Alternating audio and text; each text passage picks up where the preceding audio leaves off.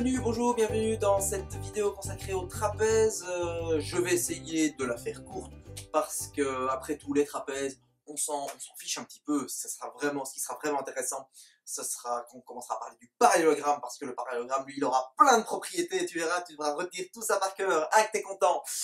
Mais en ce qui concerne ici le trapèze, rien de très compliqué. Nous allons juste revoir un peu les trois sortes de trapèzes, voir un peu les particularités du trapèze isocèle parce que c'est vraiment le seul qui a des choses un peu particulières sur lesquelles il faut que j'attire ton attention. Et nous allons parler un peu de la formule d'air du trapèze. Oui, c'est bien le trapèze. La formule d'air du trapèze et te rappeler en deux mots d'où vient cette formule d'air. Premièrement, concernant le nom des trapèzes, donc trois types de trapèzes, comme je t'ai dit dans la vidéo précédente, trois types de trapèzes, le trapèze scalène, le trapèze isocèle, le trapèze rectangle, ce sont des noms que tu as déjà entendus dans la vidéo lors du classement des triangles. Si tu te souviens, un triangle scalène, c'est un triangle qui avait trois côtés différents.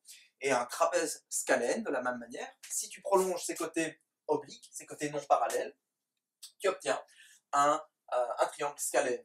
De la même manière, le trapèze isocèle qui a deux côtés de même longueur comme le triangle isocèle, parce que si je prolonge ces deux côtés non parallèles, j'obtiens un triangle isocèle. Et enfin, le trapèze rectangle. Trapèze rectangle, si je prolonge mes côtés, encore une fois mes côtés non parallèles, j'obtiens un triangle rectangle. Voilà. Donc petit rappel, rapide, trapèze, une paire de côtés parallèles, deux côtés parallèles, et deux côtés non parallèles, obliques, sauf pour le triangle rectangle qui a un côté droit. Okay, donc le trapèze scalène, lui, il n'a rien de particulier, hormis ces deux côtés parallèles, et le fait que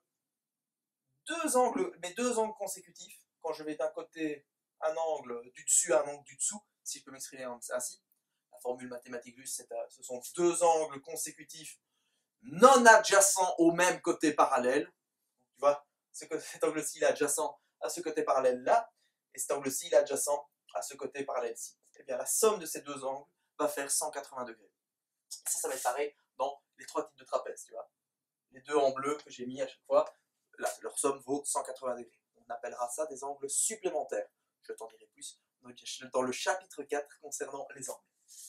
Ça marche également avec les deux autres angles consécutifs ici, donc celui-ci plus celui-ci, parce qu'ils se suivent, consécutifs, ils se suivent. Ils sont supplémentaires, leur somme vaut 180 degrés. Même chose, donc les deux rouges ici. Et les deux rouges là, ça c'est un peu logique, ils font tous les deux 90 et 90 plus 90. Ça fait 180 degrés. Voilà, trapèze scalène, sa seule propriété.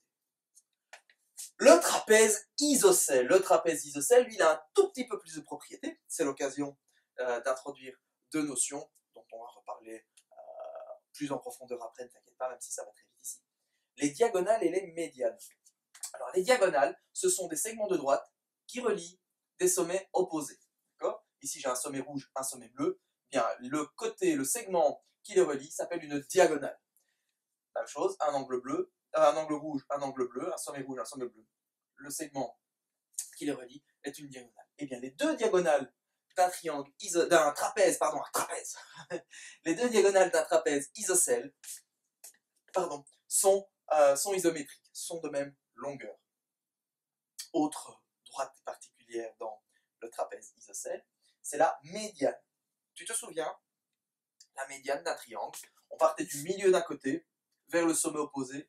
Et bien ici, c'est vrai que si je la prolongeais, j'irais vers le sommet opposé. La médiane d'un quadrilatère, on passe du milieu d'un côté vers le milieu du côté opposé.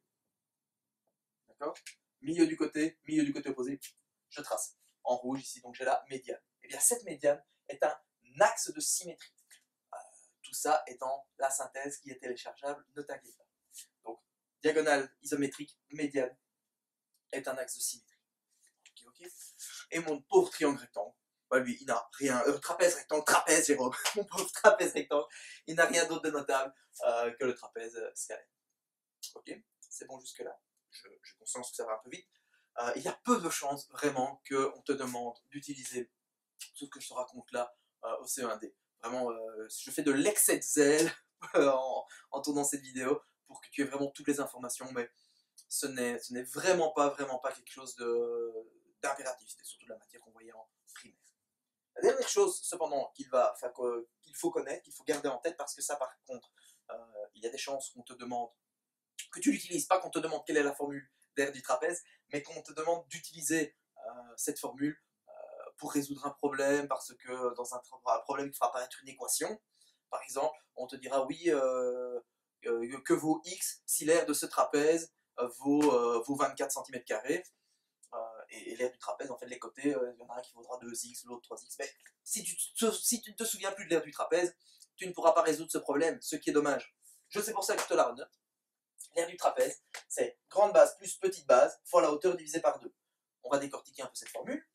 La grande base, c'est le côté parallèle le plus long. Donc ici, j'ai la grande base. Là, j'ai la grande base. Là, j'ai la grande base. Plus la petite base. La petite base, c'est le côté parallèle le plus petit. Okay. Fois la hauteur. La hauteur. Alors, dans un triangle isocèle, c'est facile, c'est la médiane. Dans un triangle scalène, c'est ici une perpendiculaire aux deux côtés parallèles. Et dans un triangle rectangle, c'est facile, la hauteur, c'est le côté non oblique, entre guillemets, le côté perpendiculaire aux deux autres. Donc voilà la hauteur.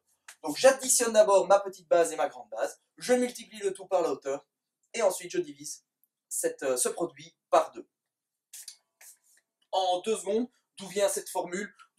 En fait, elle vient un peu de mon trapèze ici. Si je regarde un peu, si je dédouble, si je dédoublais ce trapèze ici, je le dédouble pour en faire un, je fais x2, hop, d'accord.